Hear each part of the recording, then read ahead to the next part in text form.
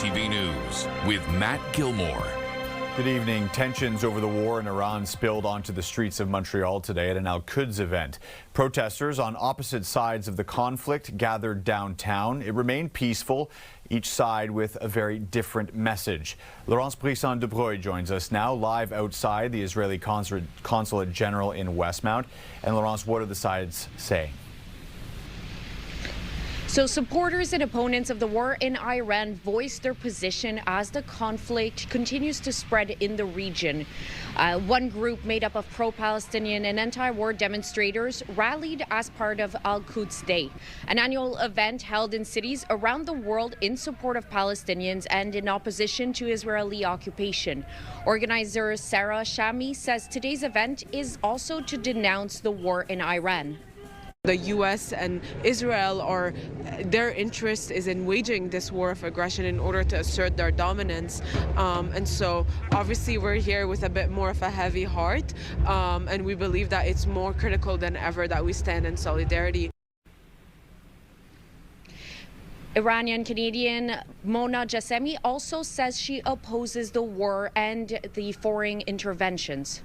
Those of us on this side, we know that Trump and Israel, Netanyahu, they don't want to free the Iranian people. That has never been the case in the interventions in the past.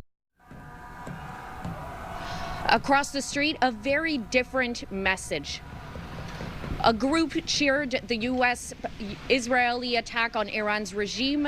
Maryam Dayani says she supports the military action and hopes for political change in Iran. She's among those who say the former Crown Prince, Reza Pahlavi, should return to lead the country. He's going to help us make Iran great again. And that's what Mr. Trump said. MAGA, same thing. So Trump and Mr. Netanyahu, they are backing us to help us to make Iran great again.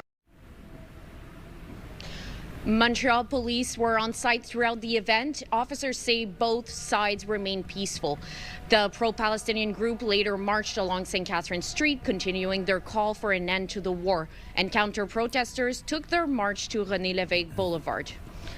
While the demonstrations here have wrapped up, the war in the Middle East continues to escalate. Back to you, Matt. Thank you, Laurence. That's Laurence Brisson-Debreuil in Westmount. Meantime, there was another Al-Quds rally in Toronto. It went ahead after Premier Doug Ford's request for an injunction was denied. What they have to show is that a demonstration could produce harm to the community at large, and there's no evidence of that. Ford requested the injunction over concerns of violence, but a judge dismissed those concerns. Opposing protesters gathered outside the U.S. consulate with a heavy police presence. At least 2 arrests have been made following some minor confrontations between the two sides. One side of the street is filled with Palestinian supporters. There is also a group with Israeli flags protesting. Overall, the event has been peaceful. Iran is vowing to retaliate after U.S. airstrikes on Karg Island, the country's oil hub. It's threatening similar attacks on oil companies cooperating with the U.S. Tom Sufi-Burridge reports. The US executing a large-scale precision strike on Iran's Karg Island. Central Command today saying it hit 90 targets. President Trump posting these videos online after, saying the bombing raid totally obliterated every military target. Trump warning in his post that the operation did not target the oil infrastructure on the island. However, should Iran or anyone else do anything to interfere with the free and safe passage of ships through the Strait of Hormuz, I will immediately reconsider this decision. I think it's important to point out that the U.S. has met a lot of its military objectives. The ballistic missiles are reportedly down 90%. The nuclear program is set back considerably. Karg Island, located in the Persian Gulf, processes 90% of Iranian oil exports, and it's located around 300 miles away from the Strait of Hormuz, which facilitates the transport of about 1/5 of the world's oil supply. In a social media post on Saturday, Trump claimed that many countries will be sending warships to assist with keeping the Strait of Hormuz open and safe. Iran retaliating with a missile strike on the U.S. embassy in Baghdad, Iraq. Fires seen rising above the compound. Iranian officials with a warning, saying they will target American-linked energy infrastructure in the region if the US attacks its energy facilities.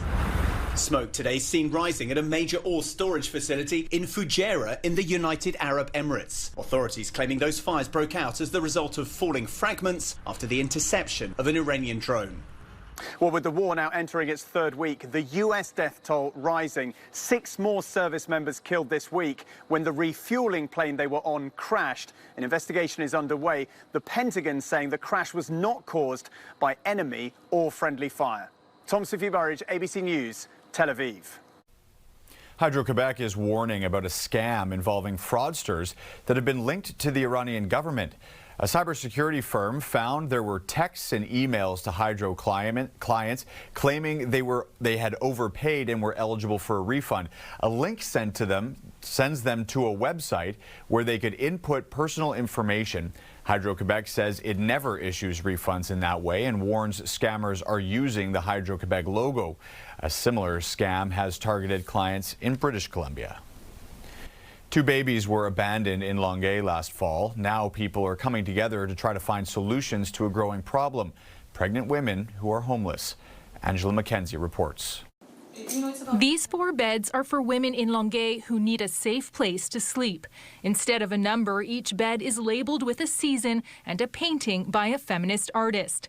Blanche Rousseau-Drapeau helps run Maison Allo, an emergency shelter exclusively for women. It just gives a little bit more intimacy. Rousseau-Drapeau says a growing number of women they see are pregnant. There have been 10 in the last year and a half. Women who are alone in their motherhood and do not have their partners with them, and just they are more at risk of not having enough money to have proper housing, to have access to food, to have access to just their basic needs. It's a growing concern. 2 newborn babies were found abandoned in Longueuil in separate incidents last fall. Soon after, community organizations and the city formed a committee to look into how they could better help women in vulnerable situations. If these women had the support and had the community and knew about the different places like the Allo or even our partner shelters, I would assume that perhaps things could have gone differently. Rousseau-Drapeau says women generally experience homelessness much differently than men. Most women are under situation of hidden homelessness, where they go from couch to couch, live in their car, and just stay hidden, because a woman that's visible in the street is a woman that's going to be a target. Maison Allo recently added a nurse to its team who comes to the shelter monthly. Rousseau-Drapeau says they'd also like to train healthcare workers and police in how to approach and help homeless women who may have trust issues. It's about having the good system around you to make sure that it is a success and that you don't go through that alone, because that's the issue. These women go through it alone. The committee members will continue to meet in the coming months as they work to better serve the women in their community. Angela McKenzie, CTV News. Canada is pledging 23.6 million barrels of oil as part of a coordinated effort to help stabilize energy markets. The Iran war has choked off the world's oil supply from the Persian Gulf, and energy prices continue to rise. The price at the pump today ranges from $1.85 to $1.73, and it could go up even further by midweek. Gas price expert Dan McTagg has a tip on how to save a little when filling up. By the end of the day, many gas stations have broken even, and so they will often shed their prices 3-4 cents a liter. And that's any day of the week. Other than that, it's just a question of watching very closely to see how long this conflict goes. The longer it goes, the greater the probability that we will be above, levels we have never seen. Now, we are going to be over $2 a liter here in Montreal, likely by, Wednesday, Thursday, or Friday. As the spring melt approaches, residents in flood-prone areas of St. Leonard are worried. They say the borough mayor hasn't addressed the problem. Christine Long has more. My bathtub was full. It was like Niagara Falls this time around. We had floods of water everywhere, and it was coming down even from the ceiling. With lots of snow piling up on La Durante Street in St. Leonard, these neighbors are worried they'll flood again as it all melts. Liliana Biondi Stellato says they've been begging the city for help.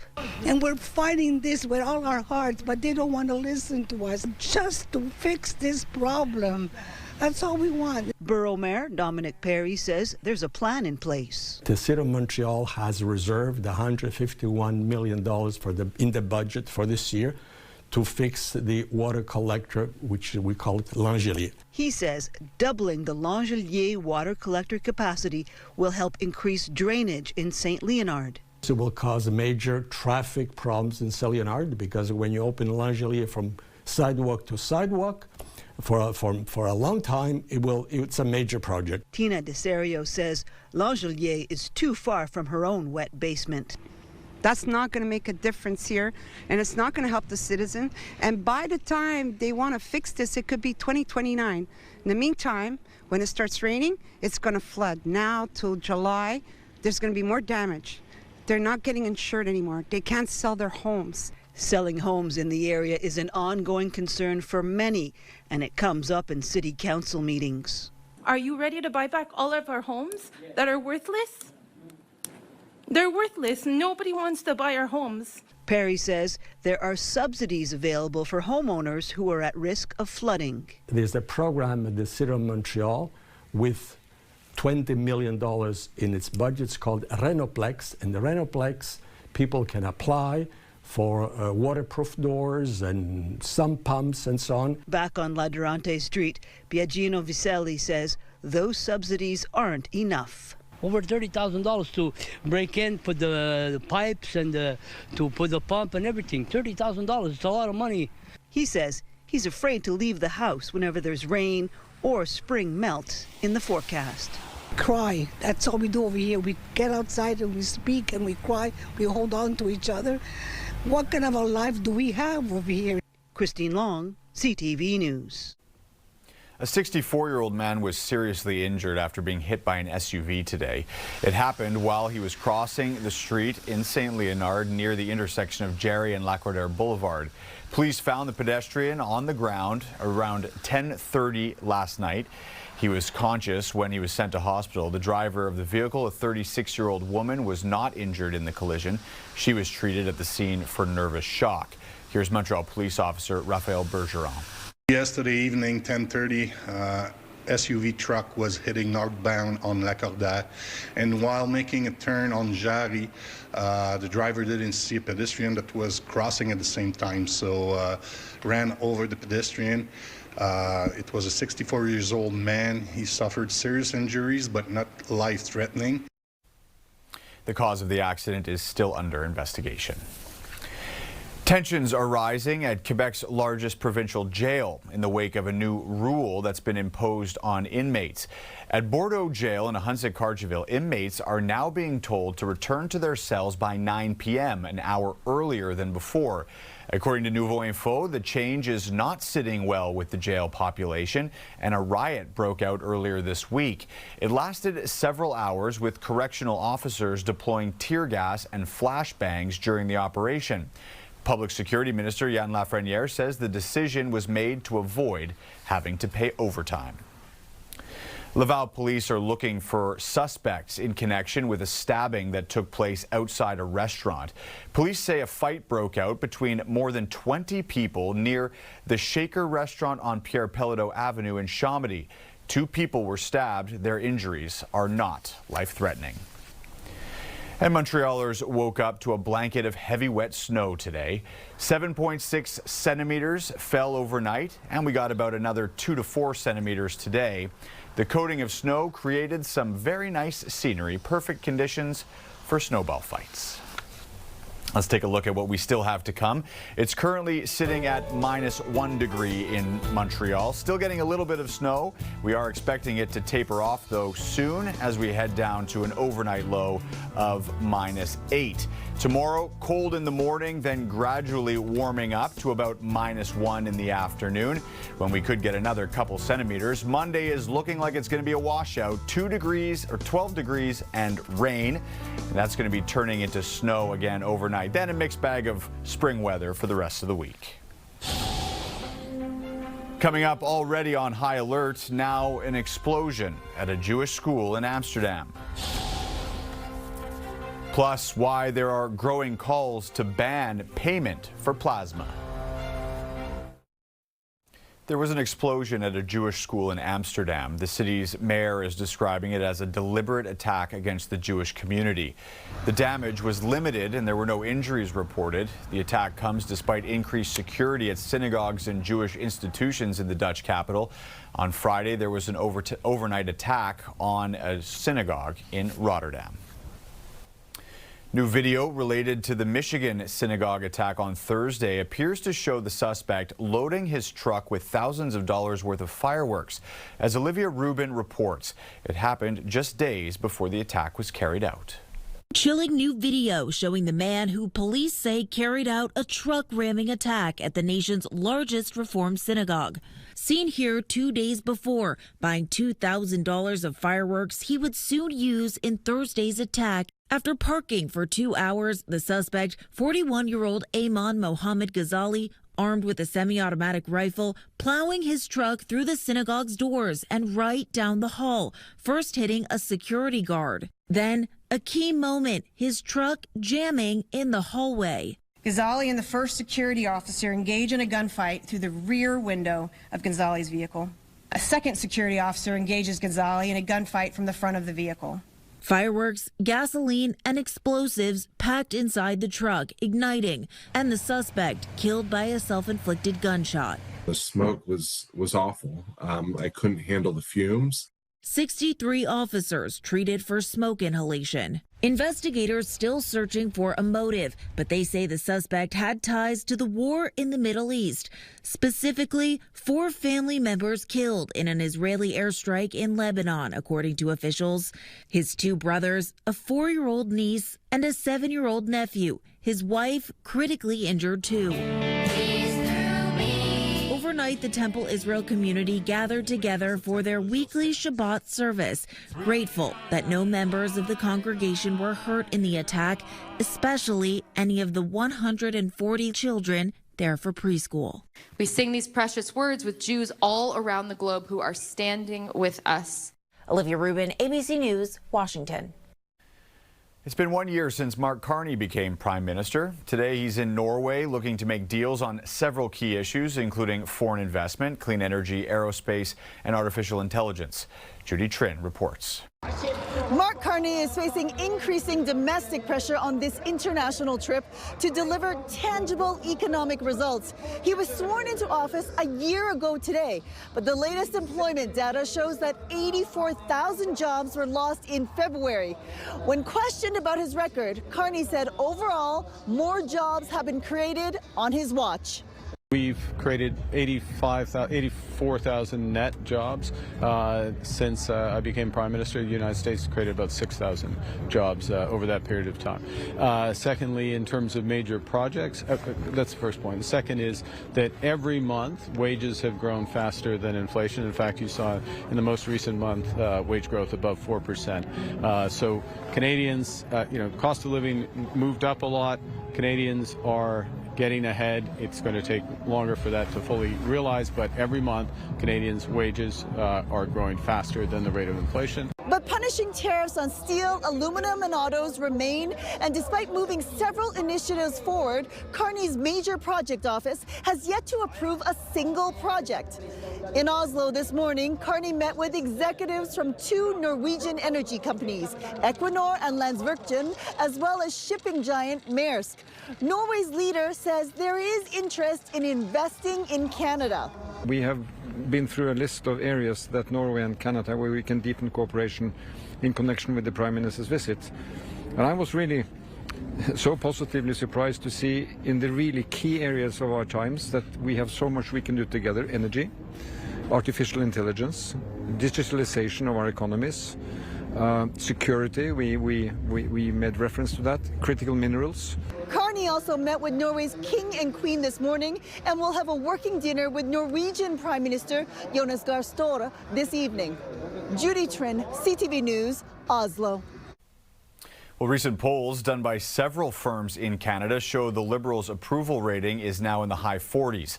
That's according to Abacus data. CEO David Coletto says the public sees a clear break from Trudeau's Liberals, with Carney voters showing no signs of regret.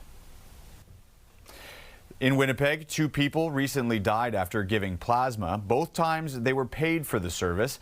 It's led to calls to ban payment for plasma across the country. Alex Karpa reports. 22-year-old Rodiat Alabede was a Nigerian student studying in Winnipeg. A GoFundMe page identifies her as one of 2 people who died after donating plasma at 2 collection centers in the city. Now, donating plasma for money could be banned in Manitoba. All options will remain on the table. Our top priority is the safety and well-being of Manitobans. Health Canada said it received reports that 2 people died after donating plasma at 2 Grifols centers in Winnipeg. The Spanish-owned company specializes in producing plasma medicines and told CTV News each donor undergoes extensive evaluations before being deemed eligible. These are really disturbing, tragic events. The Manitoba Health Coalition says the province must hold an inquest into both deaths and is calling for a provincial ban into paid plasma donations. We support ending this predatory practice and rebuilding and expanding the voluntary system that is much safer and equitable ultimately. Grifols has more than a dozen collection centers in Canada. According to its website, donors could make up to $100 per donation. There is no incentive for Grifols to deny a donor when they could be making money from selling their plasma. Hematologist Dr. Ryan Zarechansky says deaths from plasma donations are extremely rare. Neither myself nor colleagues in Winnipeg have heard of this complication, and so it really does evoke a sense of concern that we'll have to understand. Manitoba's health minister said the province is not ruling out ending payment for plasma here in Manitoba, but said they are waiting for a review from Health Canada. Alex Karpa, CTV News, Winnipeg. Coming up, hitting the brakes on 2 international events in the Middle East. And the vacation must-have almost nobody is thinking about. And back to the conflict in the Middle East. As the war heads into its 3rd week, Iran continues to target U.S. military installations in neighboring countries. Heather Wright is in Turkey and reports on NATO air defense systems being used to shoot down drones and missiles. Atop a snowy hill roughly 2,000 meters above sea level is the Kerechke radar station, a key NATO facility used for early detection of ballistic missiles. These types of facilities have been key to not only Turkish defense during this war, but in neighboring countries also targeted by Iran. To bolster Turkey's air protection, an advanced U.S. Patriot missile defense system was deployed here after 2 Iranian missiles were shot down. A 3rd was intercepted yesterday.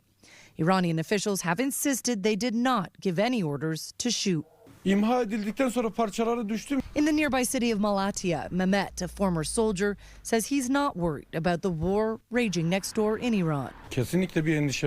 We are not scared, he says. We didn't have problems with Iran before, but if something happens, we can fight for our country. The hope, of course, is it doesn't come to that. But Mehmet acknowledges there are risks to hosting NATO bases and U.S. troops nearby, which are targets of Iran. Pros and cons, he says, adding he feels more safe with Turkey's own defense system. While the United States does not release how many missiles or drones it intercepts, it has shared the number of targets U.S. and Israeli forces have hit over the course of this 2-week war. 15,000. It's a big and expensive number. This is a war of economics right now. Retired Major General David Fraser says the United States is spending billions of dollars on this war, attacking sites in Iran and intercepting drones. But the Iranian drones cost a fraction of the American weapons taking them out. And there are questions about how big the U.S. stockpile really is. To shoot down a $60,000 drone, the price ratio on that could be about 163 to 1 in some cases. Effective, but certainly not efficient. Iran is deploying a strategy similar to the one used in Ukraine, which has held off Russia's more powerful army for more than 4 years. And while Iran's tempo of attacks has slowed, they have still been able to carry out precision strikes.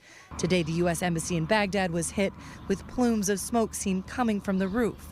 No one has yet claimed responsibility for the strike. They've completely underestimated the Iranians. They've got a second wind. Today, U.S. President Donald Trump vowed to destroy Iran's main oil export hub if the Strait of Hormuz is not immediately reopened, a threat ignored by Iranian officials who say any tanker trying to get through the strait will be targeted. It's yet another sign that this conflict is far from over.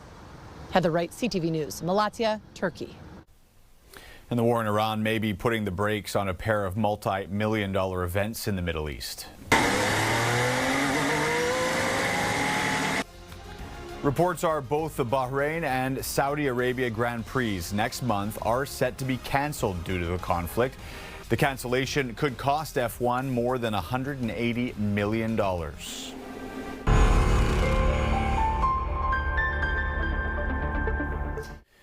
And time now for In Case You Missed It. There are more paid parking spots coming to NDG. The borough voted this week to add hundreds of metered parking spaces along Sherbrooke Street and the surrounding areas. But not everybody thinks it's necessary. Matt Grillo reports. On Sherbrooke West in NDG, there are long stretches where motorists can park for free. I like the freedom to stop for a few minutes, without worrying to pay. But that's going to change. The borough will add hundreds of parking meters to Sherbrooke West, from Grand to Hampton Avenue, and then again starting at Wilson until the eastern boundary of the borough. Côte-des-Neiges NDG says the move will improve parking availability and support the businesses. NDG City Councillor Peter McQueen is against the plan. I think we have a certain equilibrium on Sherbrooke Street. I'm not saying it's perfect, and I'm not against parking meters when they can be useful. They're useful when there's not enough parking for the clients of the businesses. He worries about what this will mean for businesses whose customers can pull up and park for free. We've got some businesses here paying not too high of a rent, getting by, and I'm worried, are those businesses going to make it after this happens? Joseph Benezra, who owns Pizza Prima, questions why the borough is doing this. What's the reasoning behind all that? Except for a money grab. It's another tax. In a statement, interim borough mayor Sonny Morose says the addition of parking meters on Sherbrooke Street West is a responsible and considered decision that will allow for better management of on-street parking spaces. We will not hesitate to make corrections or modifications if necessary. Jason Savard from the local Pedestrian and Cyclists Association agrees with the parking change. I see cars doing U-turns around here to park, and it's just it's dangerous. So yeah, I think if we reduce that, that would definitely be a benefit for the community. In addition to Sherbrooke, the plan is to also add metered parking to side streets. 247 paid parking spaces. Local residents worry what this will mean for their free street parking. We're new to the neighborhood, and one of the perks was that there was no vignette and no paid parking on the street in NDG.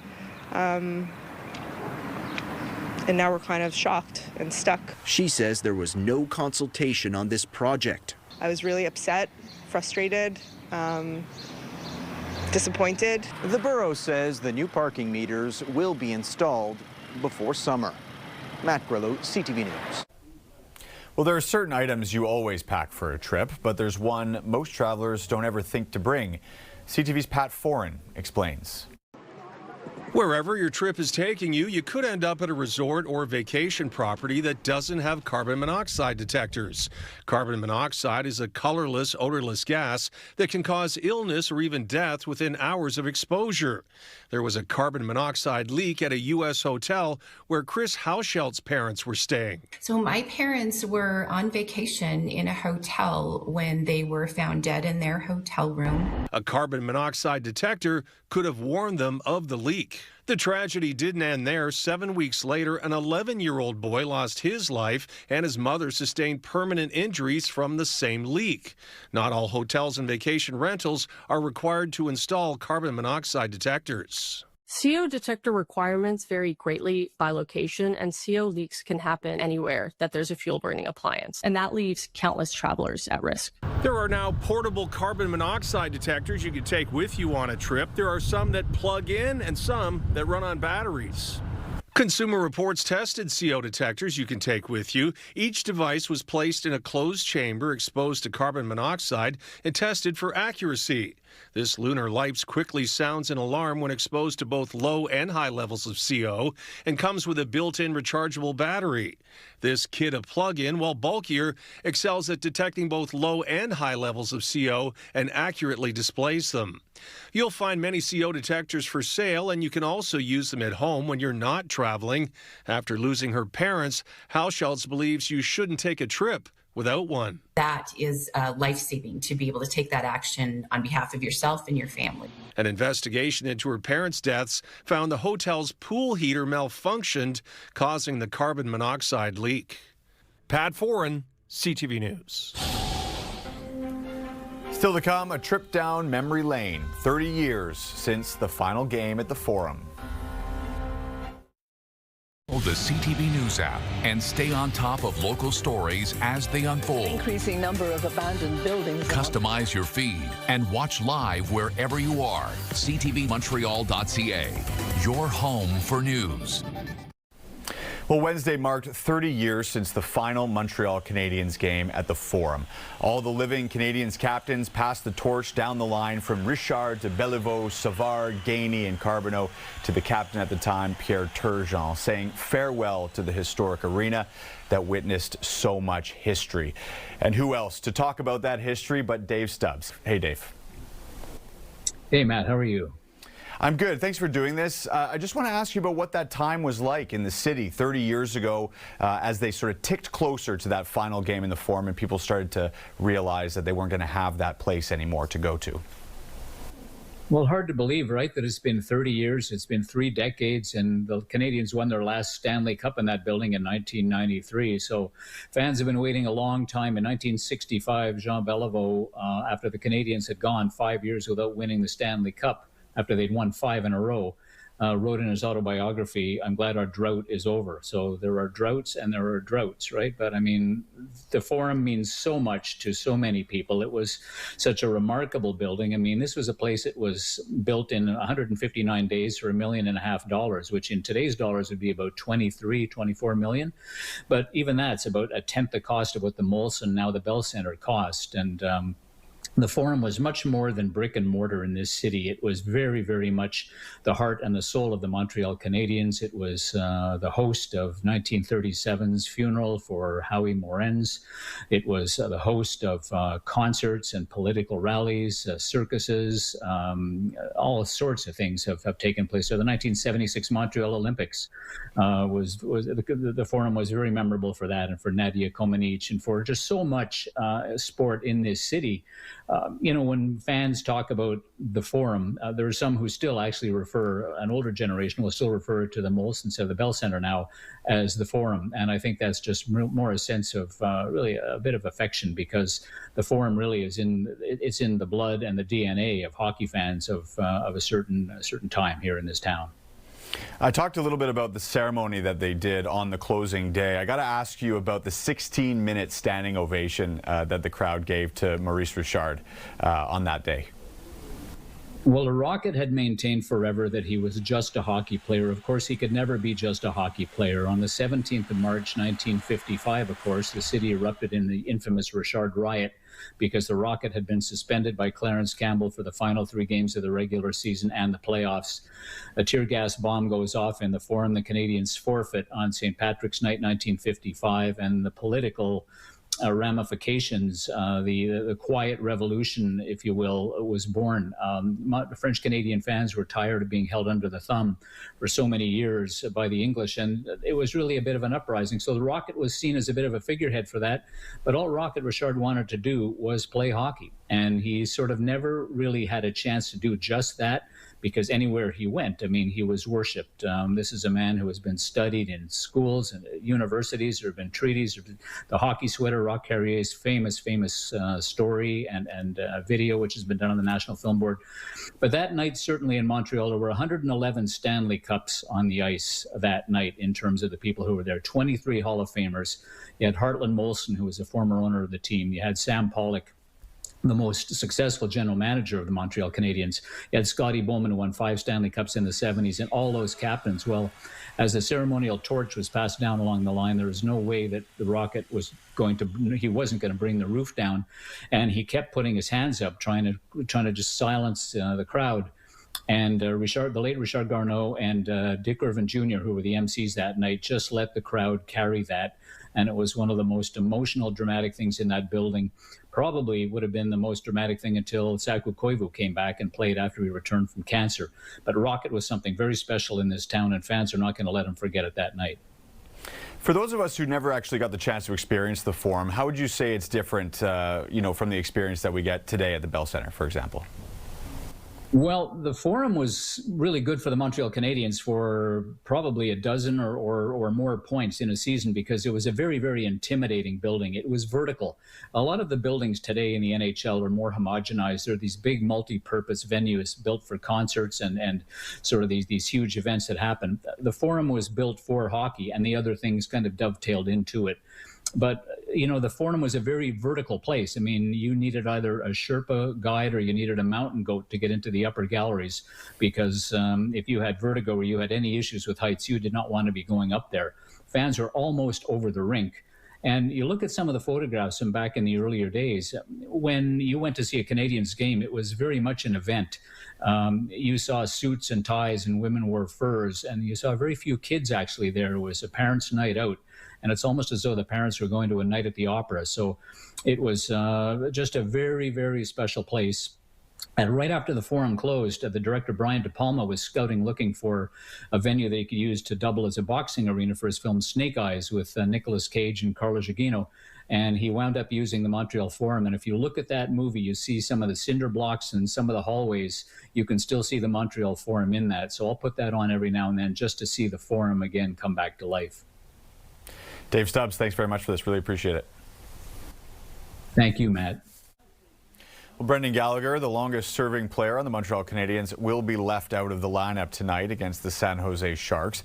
Head coach Martin Saint-Louis made the announcement this morning that he is a healthy scratch for tonight. Alexandre Texier will instead line up alongside Philippe Danault and Josh Anderson on the Habs' fourth line. Gallagher has played his entire 14-year NHL career with the Canadiens. The 33-year-old from Edmonton has 6 goals and 14 assists through 64 games this season. It's hard. There's nothing that prepares you for these kind of discussion, but as a leader, you have to take them and make them. St. Louis says Gallagher will be back in the lineup tomorrow night against the Ducks. Well, the immense strength of a Northern Ontario athlete has won her the crown at the Strongwoman World Championships. Here's Lindsay Alick on her passion for the sport that she says saved her life.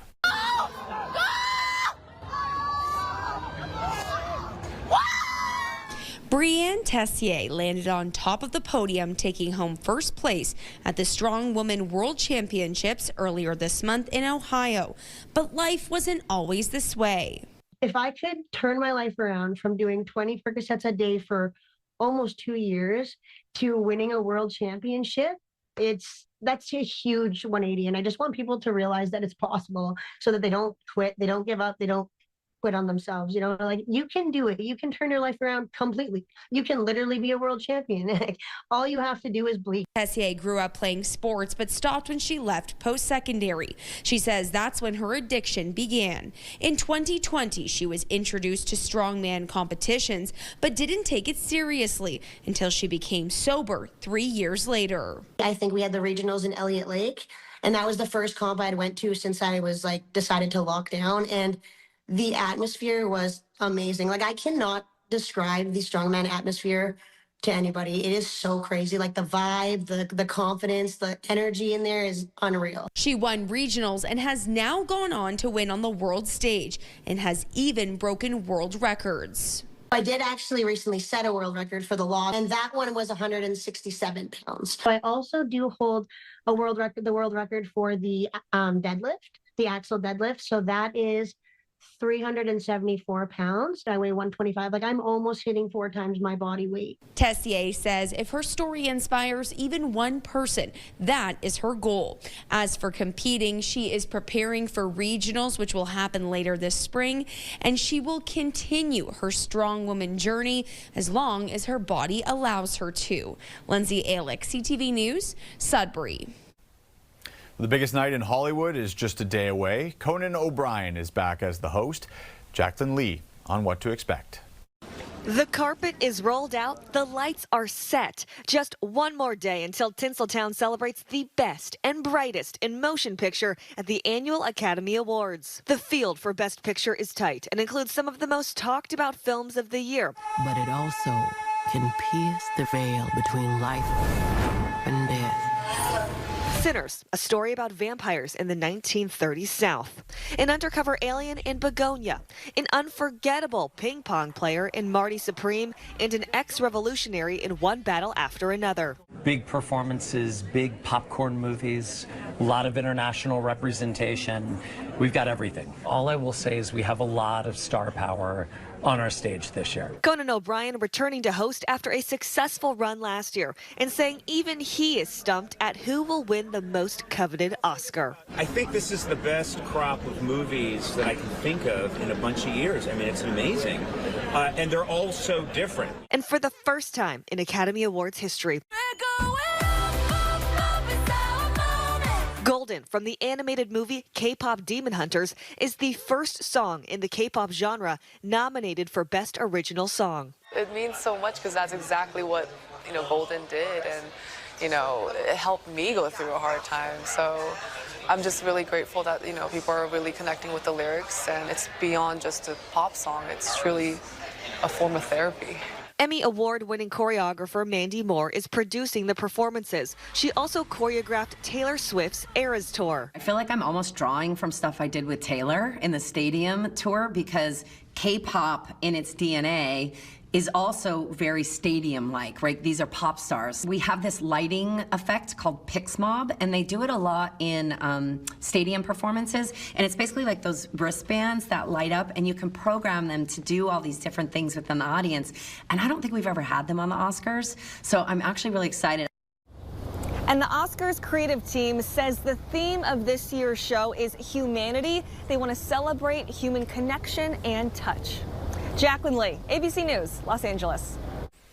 And CTV senior correspondent for E-Talk, Lainey Louie, is also on the red carpet. Here's a breakdown of what E-Talk has planned for the star-studded night.